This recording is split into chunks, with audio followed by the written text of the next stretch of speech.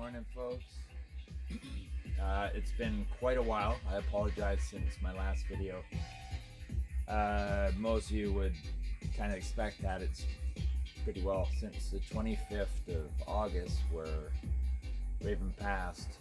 I just needed some time to process. It was very overwhelming and I don't know, just didn't feel like making videos or anything. So I'm back. It's actually a really nice day. It was quite chilly last night, but the sun is warming things up quite nicely. And I did a post the other day about my coffee that I brought in because I was running out. So today what I am trying is Maui Red Ketui, if I'm pronouncing that properly, and it says the top crop. Notes this Maui Red Ketui coffee provides a wonderfully bright flavor in a medium roast. Often referred to as the Cabernet of coffees, the burgundy flavor notes are reminiscent to a beautiful red wine. And I tried this yesterday, and I felt that it was absolutely wonderful potential.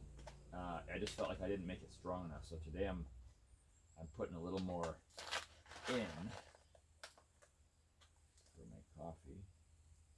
But I had the sense that it was just need a little more punch, but it was absolutely amazing as far as what I could tell. And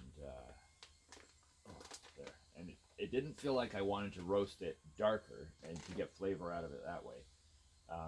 I feel that still staying at about a medium roast is good, but just making it a bit stronger. And of course, my music stopped, and I kind of do like, well, here's lots of it. There.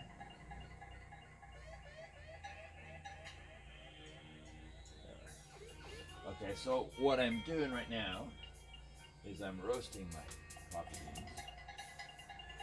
Maybe I'll take this out of here. Give me more room.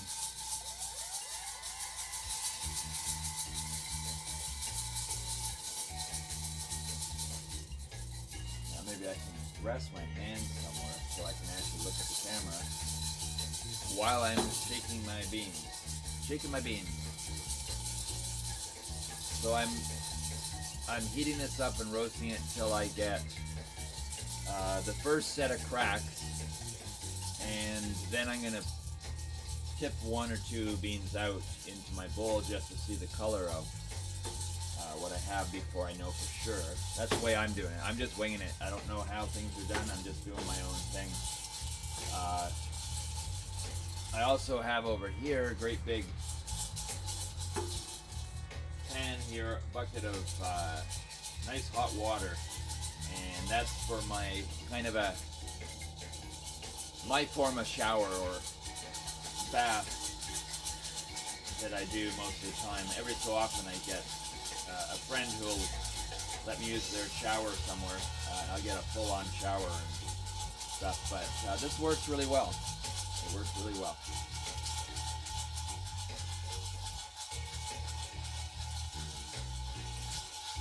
So yeah, I been processing a lot.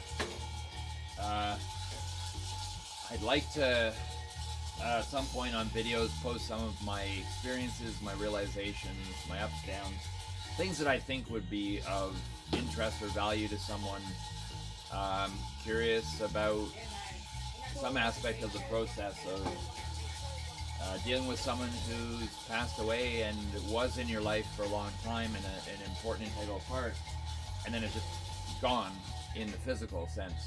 And in my case, other people have different beliefs, but in my case I believe, and Raven believes, that she's not gone, she's just gone in the physical. And I do embrace that. I do feel that that is a truth. It's not just a thing that I'm imagining so that I can feel better with myself and missing Raven. And that's something I'm working with and working towards on a daily basis. in a nutshell, what I've been doing that's been working, I'm getting some cracks here. So what I've been doing, hang on, I'll just get these cracks out the way. Remind me what I was talking about when I get back to this. Of course you can't because I'm not on live video. But maybe you can send me a message mentally. Who knows?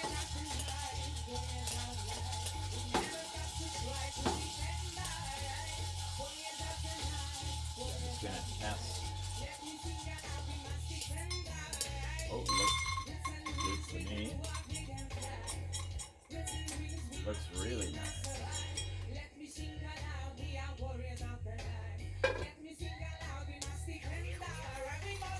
Like, just smell that. I didn't even get to see the smoke coming up from it. There's those lovely beans. Oh, they smell so good. So once again, just a reminder, this is Maui Red Katuai, or Katuai, or something like that. And I had a little bit yesterday, and it was wonderful, and I just need to make it a bit stronger. So, there we go. And thanks for reminding me what I was talking about. So, in a nutshell, the few things that I find are working amazingly for my processing of everything has been, I keep up a dialogue with Raven on a daily basis. Sometimes I'm lying before sleep. Sometimes I talk with her quite often while I'm walking the dogs. Because we always walk the dogs together, so it just seemed like a good place, walking through nature, and where I would have been walking with Raven and now talking with Raven like I would have. So it just feels good. So that's one thing I keep up. Another one that works for me is this belief that I'm developing. I'm not just doing this to make myself feel better and to make life a little bit easier, which right now is very, very challenging, I will admit. I'm not complaining. I'm embracing this whole experience as Raven did. And I would do nothing less. Try to keep everything going here while I'm talking. Forgot that's kind of loud. But anyways,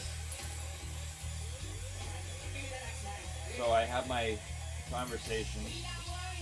I also stay open. I'll say heart open as well, receptive to any kind of, I'll call them messages for lack of a better word, but it's not the best word. It's kind of misleading. But any messages that might come through from Raven. Could be a raven flying by. It could be anything, and it's not just the thing happening. For those that can't quite groove on that idea, it's a combination of a thing happening, a thing happening being found. Like the other day, while I was thinking about Raven, and this is what's important, I find it's when I'm on a certain energy, frequency or thought level. At that moment, something happens. Sorry, my face. So I was thinking about Raven, and I was looking for something in the storage tank here that looks kind of like a greenhouse. And on the floor, I found beads in order on a string with R-A-V-E-N, Raven. Now I know where those beads were from a wonderful friend of ours, of Raven and mine, Wisemis, and she made a big dream catcher for Raven a long time ago, and that dream catcher fulfilled its duties for sure, and biodegraded over time to the point where we didn't have a lot of it left, but I kept little bits but forgot where they went. And lo and behold, I'm thinking about Raven, a year or so later, and I step on something, and I look down, and wouldn't you know it, there I am, looking at the Raven beads. And I think I'm going to do something with them, maybe make them into a necklace or something. Just feels good. And part of what it is Wisemis, when she made this was, I could safely say a child, whereas now she's sort of much more of an adult years later. So I like the fact that it's childlike, the beads. I like that child energy, both what it creates in the look of the beads, but also coming from a child who made it with love. So those beads saying Raven have a great amount of meaning to me now. I just want to grab a cup for my coffee.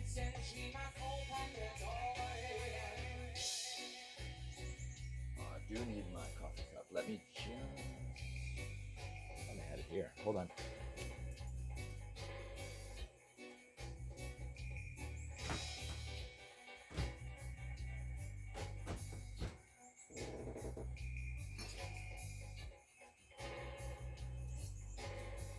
Here we go. My favorite cup. Put some hot water in there. Actually, heat it up with this. This hot water. That's for my shower. There. Okay, so that's some of what I've been doing. Keeping myself open, I guess, and if I was to sort of rephrase that. Keeping myself open, and I'll say heart open, which for me is very, very important. I believe in the scientific studies of the heart as also an organ of perception, not just something that pumps blood. And there's been a lot of research that they found the heart doesn't even pump enough to pump the blood through the system. There's a certain kind of centrifugal force, like something going down a drain, that keeps the blood moving like this. And the center of an artery is actually hollow, where the blood is rushing so fast. So there's a lot of really cool, interesting stuff that a lot of people don't know, some people do. And then that moves into what also the heart does. Yeah, just be careful here, I don't put too much water in here. I'm reminding myself I'm doing this one a bit stronger. Hopefully I didn't put too much water in, I don't think so. Anyways.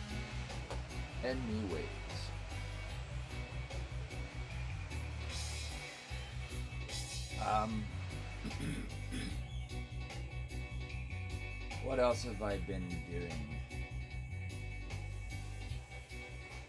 Well, I'll go to the portal. Raven, it kind of evolved. Raven and I chatting about things as she, was very, very clear that she had a limited time on this earth in this form. She wanted to go in a certain way. In my words, it's basically going with integrity and as fearlessness, and I mean that in the sense of if there's fear, one faces it and doesn't run away from it to maintain or cultivate that level of fearlessness. It doesn't mean that there was never a fear. It's just how to deal with them as they come. So Raven was doing that, and what that all was doing with the sum total of who and what Raven is and has been so long.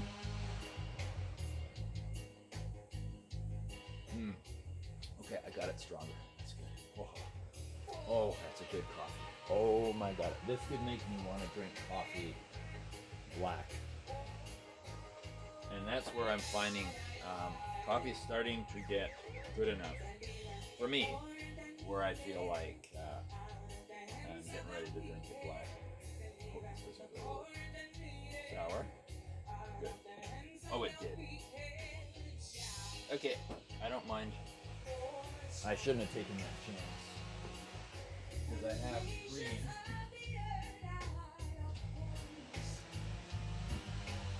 Right here in the fridge that I knew for sure was not sour. I could put this through the filter to get that curdled cream. This would be an interesting little try it. So anyways, I'll do this while I chat. So anyways, with all this work that we were doing, there's never a plan that just goes through the way you want it to. There's always things that come up at every moment. I mean, dying is not a refined art as much as we'd want it to be, at least for many. Now, I'm going to put this in. Maybe this. Okay. No, that's too big. Well, that. It's kind of the multitasking thing here that gets in the way.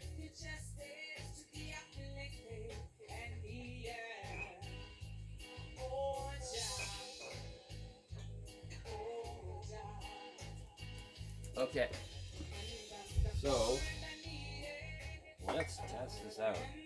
See if an AeroPress can clean up a curdled cup of coffee. It's such a good cup of coffee, it's worth trying not to lose it to the curdledness. So anyways, Raven. Heart open, integrity, fearlessness, facing fears, all that stuff. And plans that we had for Nomad Village, for art therapy workshops and other events, and artists in residence, and encouraging much more artists populating the area. All kinds of plans and thoughts we have been playing with over the years.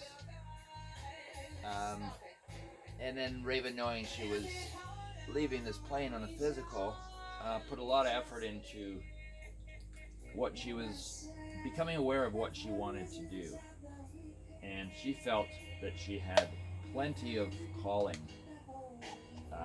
that she, that dying, in essence, what she found, dying was not a failure, number one. I think this helped. It didn't do anything perfect, but no, I was lucky. The milk is not sour, it just curdled. I left it out last night, and that was what was wrong.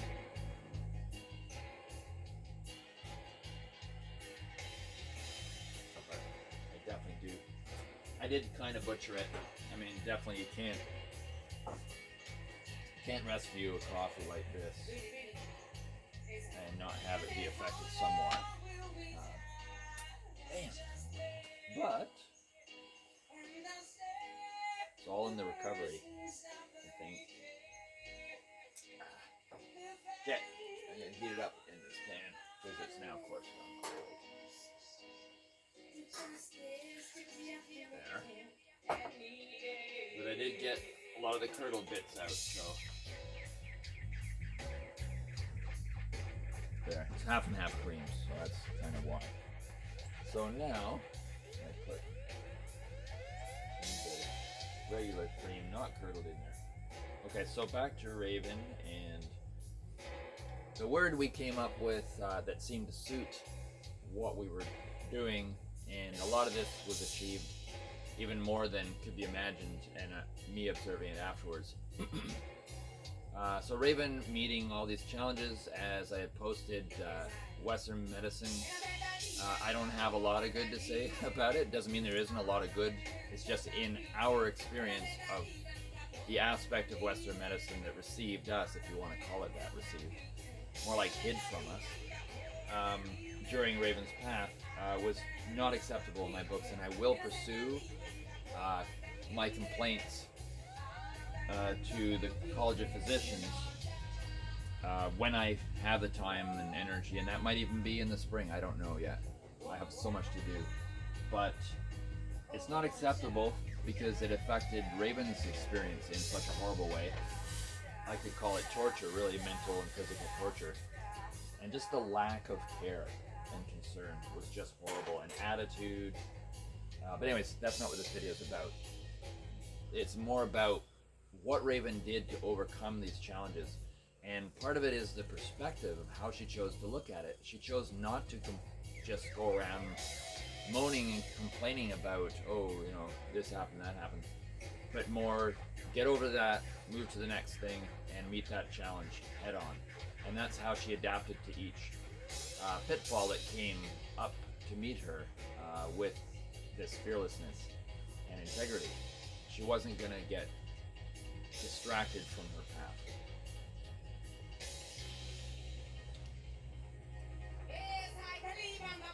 It definitely took away its magic, but it's still a coffee not worth wasting. So Raven's meeting all these challenges, and I started to realize that, okay, the challenges are what they are, but sometimes the challenges are providing the contrast and the displacement, using physics, little bits that I remember, displacement theory, where you put something in a beaker of water and there's a certain amount of water that pours out for what you put in, that kind of thing. So maybe it's kind of an energy displacement. But something definitely was amping up in the way she was able to adapt to the challenges and how things went, not in a way she could have imagined, which often death and dying does. And always getting right on top, back on the horse, I guess would be a good way to put it. And I remember all the way through our past, when we were doing our psychedelic voyages in earlier years, a challenge, a difficult experience, Raven always met it and never showed fear. She just, I don't know, it was very inspiring. Raven definitely is a warrior of this and other energy fields, dimensions, realities, whatever you want to call them. Not that I don't think she's mastered anything. I just think that she's really got it. She's made for it. And having said that, what we started to become aware of is that by this certain kind of exit on Raven's part on the physical and moving into something else, what she was doing, or what we were doing, I guess, in a sense, because it was, everyone is a part of it, Raven spearheading it, is we are creating a portal. I'll speak in present time because that is what's still happening. A portal was created and it's being carefully sort of expanded and cultivated or manicured, or I don't know exactly the right word, to be a the way you would with a garden, I guess, taking care, watering your plants, getting rid of bugs and things, and nurturing them. So we're doing the same thing with the portal, only we don't really know what to do, so we're doing it as we learn, figure things out. Do you want to see a cool effect? Aha, look at me. Kind of cool, eh? Anyways, back to, I think that's my little flashlight. So we have this energy portal, healing portal open, and we're working with it. And it's part of what is planned, has been planned, Raven planned for everything we're doing here, which includes, of course, my soul print sessions that I will continue to do here. And Raven promised she would be more here, more available, more in assistance to people going through their experiences and their healing than ever before. And of course, with this energy portal open in the place as well, there's like nothing can compare to what is being provided now. It's a massive sacrifice, but we'll get to see over time. Raven doesn't look at it as a sacrifice in that way, and to get that across to you, I asked her once, and I felt uncomfortable asking her this. I thought it was kind of a weird question, but I needed to ask because I thought I knew the answer, and I did. So I asked Raven, this was probably about a week, maybe a week and a half before the end. I said, if you could, because I knew she was so welcoming this experience, and I said, if you could have this all change and you would instantly be completely healthy, whatever that means, and no health threat, nothing, and live to 95 years old. And she said, no, I wouldn't choose that. I was like, wow. That's what I thought she'd say. And she said the reason why is because I came to realize this is my calling. This is my path. There is no failure here. Even the challenges have brought me to where I am. Even in hospice, where she wanted to have an assisted experience and it didn't come through because of the medical profession not sort of dragging their feet. And there's no way they didn't know by dragging their feet that it would come out this way. And especially, it's kind of comical in a roundabout way, and sometimes you gotta laugh about these things. But Raven, in hospice, already starting to deteriorate. By the time the doctor comes to ask her a whole bunch of questions to determine if she's in her right mind, they give her a big shot of morphine half an hour before the doctor comes. Now, wouldn't the doctor say, do not give her any morphine just until I've had this conversation with her and then you can give her morphine? Nope. So to me, that's negligence, because there's no way that doctor would have not known the situation. I mean, you go in for a blood test and say, do not drink water or do not eat food or whatever before your blood test. It's known, or before your pee test or whatever. Well, same thing. So my mind, I don't want to get pessimistic about anything. I'm pretty aware that that is what it is. Not putting any meaning into it or anything. So anyways, she gets to hospice. That happens. She's going to have to go it on her own. And it was not pretty, but it was, I guess there was an stoic, I don't know if it's quite the right word, but she was powerful. She was very powerful because she had to adapt to new challenges. She had to adapt to things that she absolutely did not want in her experience. And she had to adapt to them. And I think the meaning that came to me, because she was no longer at that point able to communicate clearly back and forth, although she did one point, when no other words were ever muttered just before and afterwards, was she said the word freedom 4 times in a row to me. And I could see like the effort it took for her to go all the way to the surface with words to reach me. Looked like it was a massive, massive endeavor to say freedom, freedom, freedom, freedom. Now, was she saying she wanted freedom, or was she saying she found freedom? It's hard to say, but I think either way, she has found the freedom. If she was wanting it at that moment, she found it very soon after. So she passed. That final passing, her with her breath slowing down and then just stopping. Destiny, her daughter, and I were with her every moment at that last bit of time, and so we were able to observe her breathing as it slowed down and stopped in just one last breath kind of thing. And it was very, very difficult, but also very beautiful, because I knew she was released from that suffering that she had to go through, and that she embraced. She embraced it. Every moment, things changed for the worst, and I could see it in her face, with her eyes closed or open, her coming to terms with the new challenge and embracing it and becoming powerful again in those moments. It was something to really see. I'm not making Raven out to be something more than she is just because she's my partner or anything, but I'm speaking my truth. Really, Raven will be a very, very special, bright flame of a being and a warrior. And she's helped us so far along the road and with this village portal experience for our future uses and purposes in healing. And she we all know, there are going to be there have been already, and there are going to be some real challenges ahead before things get better. Whatever your beliefs are, I think that's a pretty well agreed upon thing.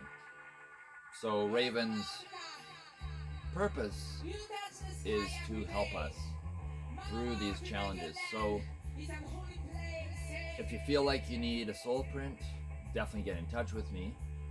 This is the time for some super intense healing, and possibly, most likely, or for sure, if you get the feeling that you need to, it is the time to do it, to be prepared energetically for what is to come.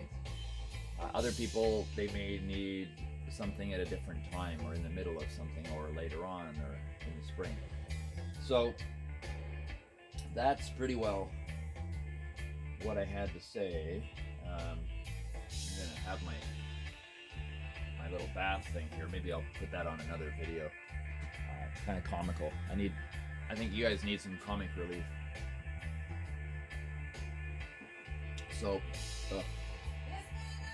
it's still a better coffee than what I get at Starbucks, even with the sour stuff. So anyways, I'm gonna say goodbye for now. Everyone have a wonderful morning, and I'll see you on the next video. Aha.